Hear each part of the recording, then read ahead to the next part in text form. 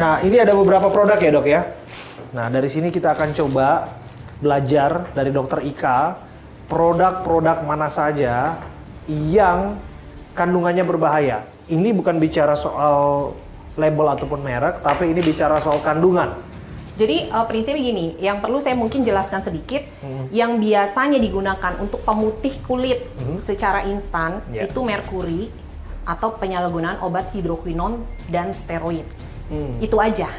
Jadi lagi-lagi yang ditemukan kalau misalnya masuk sampai ke public warning BPOM, kalau kita perhatikan yang terbaru yang 34 penemuan produk ya yang sudah berizin BPOM kemudian ditemukan bahan berbahaya dan akhirnya ditarik dimusnahkan, itu isi kandungannya ya kalau nggak merkuri, hidroquinon, tretinoin, steroid. Nah, ini saya mau jelasin perbedaannya kalau merkuri itu seperti apa, kalau yang bahan obat keras seperti apa. Nah, ini semua produknya sudah, yang ini udah ada izin BPOM, yang ini belum. Jadi secara teksturnya kita akan lihat persamaannya ya. Ini kan yang nggak ada BPOM nih. Izin saya boleh menggunakan sarung tangan juga ya dok ya? Bisa merasakan. Kita akan lihat ya bersama-sama dengan dokter Ika ya. Ini ciri khas dari merkuri itu kental. Kental ya dok. Coba sebentar ya dok ya.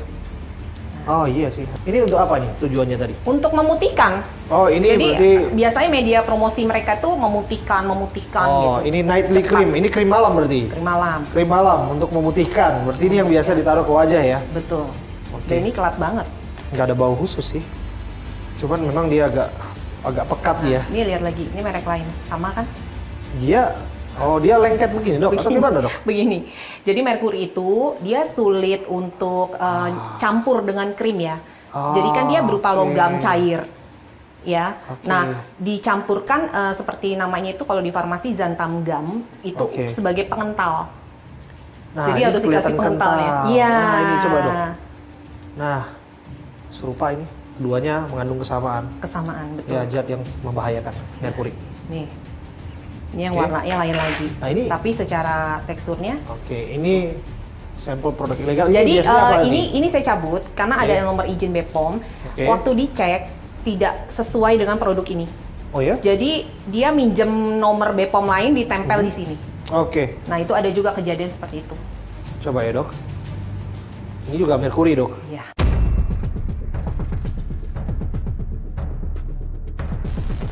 Kayak bau-bau wanginya kuat banget ya, karena untuk nutupi si bau logamnya.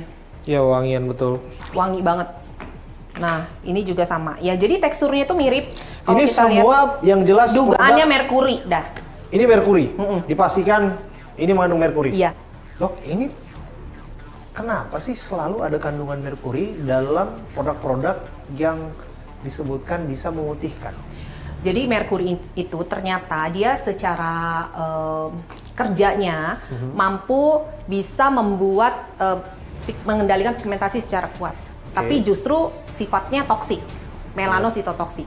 Kulit kita buat membentuk warna kulit itu ada namanya sel melanosit. Sel melanosit ini yang memproduksi melanin yang memberi warna. Jadi ada yang warnanya gelap kulitnya, ada yang sawo mata. Itu karena banyaknya si melanin ini yang diproduksi. Nah, dengan penggunaan merkuri itu dia tekan tapi bahkan sampai membuat toksik. Nah, saat toksik akan terjadi perlawanan di tubuh yang tadinya tidak terjadi pigmentasi, malah jadi permasalahan pigmentasi.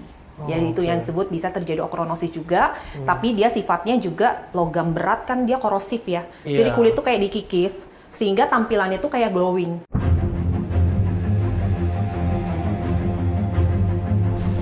Nah, itu sama bahaya? Bahaya. Sedangkan melanin itu fungsinya sebagai sunscreen alami, sebagai antioksidan, selain memberi warna kulit.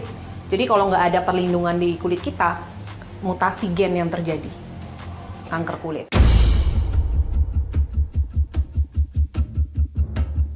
Ini dia yang mungkin nggak disadari ya, mungkin pemerintah mungkin harus kolaborasi juga dengan para dokter rumah sakit, dimana kalau misalnya kayak kena gagal ginjal, kanker kulit kan, ya udah sakit itu aja. Tapi kalau ditelusuri mungkin saja ada hubungannya dengan penggunaan seperti ini.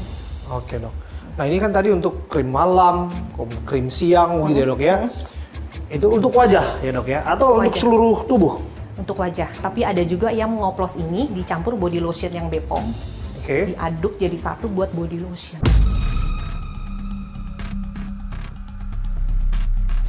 Itu ngoplos sendiri. Ngaduk sendiri pakai mixer. Waduh.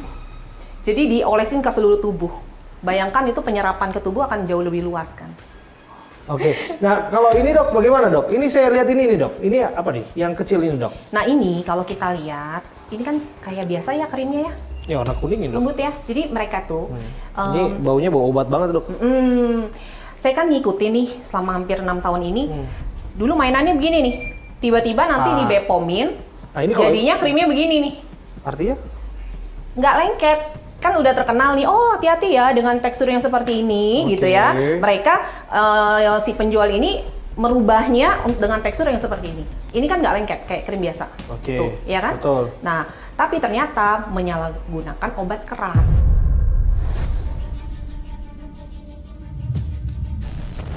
Jadi Artinya? dicampur obat, steroid dan hidroquinon. Oh. Nah ini kalau sampai kuning begini udah kemungkinan besarnya ada asam retinoidnya. Artinya apa itu? Itu zat-zat vitamin A yang sebenarnya kalau cari di apotek ada obatnya, tapi golongan K, obat keras yang harus dengan peresepan dan pendampingan dokter. Konsekuensi penggunaannya? Tidak boleh dipakai jangka panjang. Jadi ada beberapa obat-obatan kayak hidroquinon, tidak boleh lebih dari 3 sampai 6 bulan. Oke. Harus dihentikan. Kalau dilanjutkan terus sifatnya seperti si merkuri, Merkuri. melanositotoksik. Jadi awalnya mungkin dirasa fine-fine saja, Bagus malah. malah kelihatan glowing. Ternyata, Ternyata. setelah 6 bulan, enging-eng. Yes, eng-eng. Dan kalau steroid itu meninggalkan efek ketergantungan. Sama kayak steroid, kayak hidroquinon juga. Kalau dipakai bagus kulitnya, tapi saat dia nggak pakai, tiba-tiba kulit jadi kusam dan gelap. Atau kalau steroid bagus banget, putih gitu ya, tapi waktu dilepas sehari 2 hari nggak pakai, langsung beruntus terjadi inflamasi.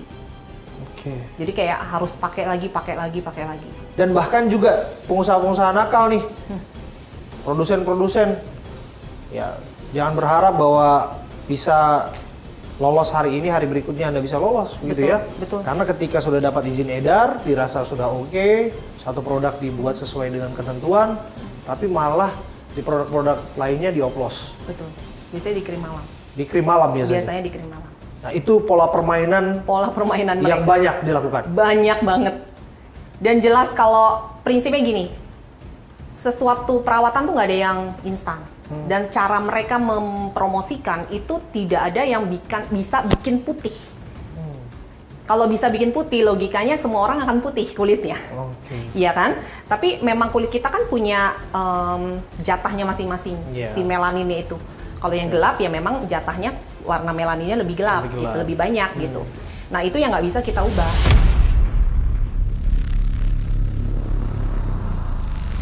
Itu yang saya edukasi bahwa nggak bisa berubah gitu Oke. loh. Nah ini ada yang hitam satu nih dok. Nah ini hidroquinon yang sudah teroksidasi. Nah ini berbahaya dok. Hidroquinon, jadi sifatnya kalau dipakai jangka panjang bisa melanositotoksik juga, toksik terhadap melanosit.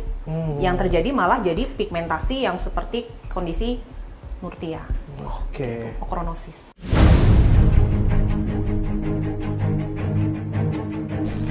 Jelas ini nggak punya izin Bepom ya dok. Enggak, tuh Kelihatan Sama juga aja ya. nih, sama aja nih. sama aja. Jadi ya kalau bisa Nah, dibilang ini juga dia punya bau khusus juga ya dok ya. khas ya, Khas. Ini kalau kayak gini ya dok ya, ini tersebar luas di pasaran dok.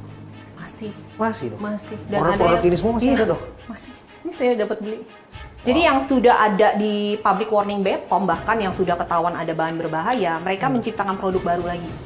Oh ya? Jadi saya selalu bilang, guys tolong perhatikan reputasi brand, supaya jangan terjebak lagi. Karena mereka tuh mengandalkan obat keras atau merkuri. Jadi mereka buat akal aja gitu, buat lagi dengan kemasan baru, buat lagi dengan brand baru yang akhirnya ya ketahuan lagi gitu. Kan ada di public warning itu ada beberapa brand yang ketahuan terus setiap public warning ada brandnya.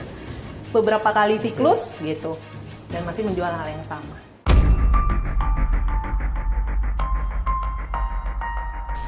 Nah, satu yang dokter tunjukkan tadi yang sengaja kita pisahkan di sini, ini yang sudah dapat izin edar ya dok? Iya, ini ada nih. Oke. Saya akan coba. tunjukkan kepada Anda.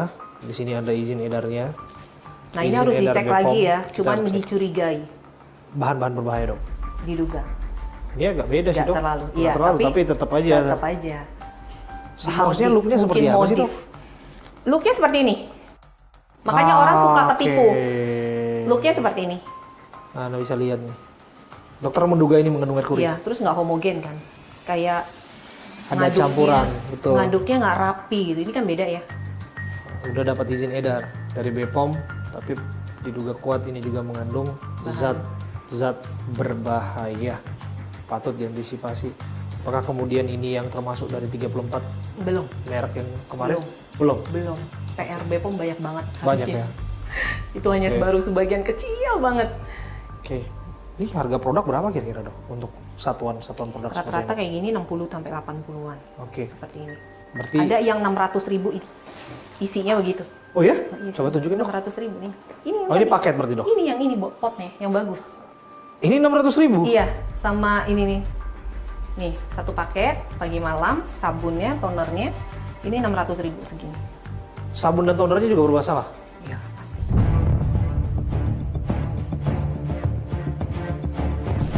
Jadi nggak gini, dijual mahal. ini memang harus dari Dia jual harus tapi kita tidak tes. punya izin BPOM. Nggak ada izinnya ini. Ini nggak ada izin. Dan sabun ternyata juga bisa dimasukkan merkuri ya. Hati-hati nih. Sabun. Sabun juga bisa mengandung merkuri. Kalau toner juga bisa merkuri, bisa hidroquinon, bisa tretinoin. Ini ada facial shop-nya atau Ini promosi masih banyak wajahnya. kali ya, masih banyak di pasar. Atau dia nggak punya izin, dia jual di angka 600.000, banyak peminatnya. Banyak. Wow. Mungkin karena mahal dikiranya aman kali ya. Ada dulu sampai 1 jutaan lebih yang ini nih. Saya sih khawatir ya, Dok. Gini, ini produk-produk ini mereka ada di pasaran, Iya. tentu dengan permainan media sosial hari-hari ini Betul. tersebar luas, reach-nya dan jangkauannya lebih luas karena endorsement Iya. atau reviewer dari KOL ataupun influencer. Saya mau tanya menurut dokter itu gimana sih fenomena itu? Kalau ke influencer, apalagi artis-artis, Iya. rata-rata tuh sudah ada izin edar BPOM. Oke. Harusnya. Tapi kemarin kena ya, ada beberapa artis juga kena. Iya. Ternyata public warning isinya kandungannya ada obat keras atau merkuri. Hmm. Nah itu ngeri banget tuh ya, peranan sebagai endorsement atau sebagai reviewers ya. Makanya sampai saat ini pun akhirnya saya termasuk dokter yang jarang, hampir nggak Review. mereview Oke. atau menerima endorse untuk krim-krim perawatan wajah. Itu yang Sekalipun saya ditawarin. takutin. Yes, saya takut. Banyak tawaran itu. Banyak. Oke. Tapi nggak saya terima. Kenapa takut, Dok? Awalnya bagus, tapi yang dijual di pasaran tuh bisa lain.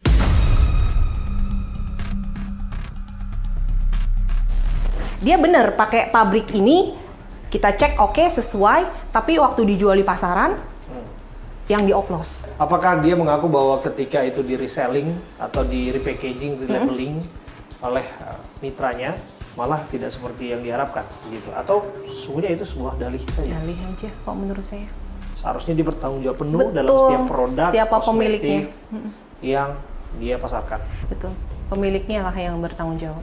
Bicara soal tanggung jawab, sebagai seorang edukator kesehatan kulit, banyak dokter juga yang review-review produk kecantikan, dan tidak sedikit mereka juga yang dalam tanda kutip ya ikut mempromosikan. Kira-kira gimana dok bicara fenomena itu?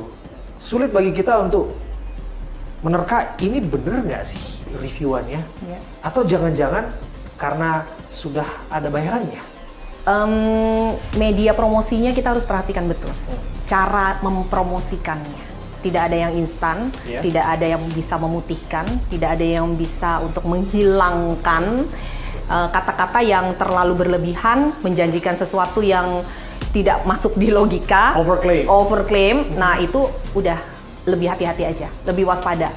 Hanya itu sih yang bisa selain nomor BPOM ya. Selain izin edarnya jelas, kemudian siapa yang bicara kita udah, oh ini bagus nih, artisnya oke nih gitu. Sama caranya menjual si brand itu bagaimana. Konsumen bukannya terdidik, mereka malah dibingungkan. Iya, Ini malah mana yang jadi harus kena dipercaya? drama ya. Betul, Ada dramanya di sini. betul. Itu sebenarnya oknum-oknum aja sih. something wrong behind that. Iya, karena dokter itu punya etika profesi ya. Betul. Jadi kita nggak bisa juga promosi kayak berlebihan banget, gila-gilaan menganggap ini paling baik atau apa, itu kan nggak bisa. Ada etika itu. Selama dokter bisa memegang etika profesinya, saya rasa baik-baik aja sih. Dok, terakhir nih dok, apa pesan bagi calon konsumen di sana? Dalam artian bahwa ya tentu saja yang namanya produk pastilah ya membawa kebaikan bagi diri mereka sesuai dengan harapan. Bagaimana Dokter Ika memberikan semacam pesan lah kepada publik?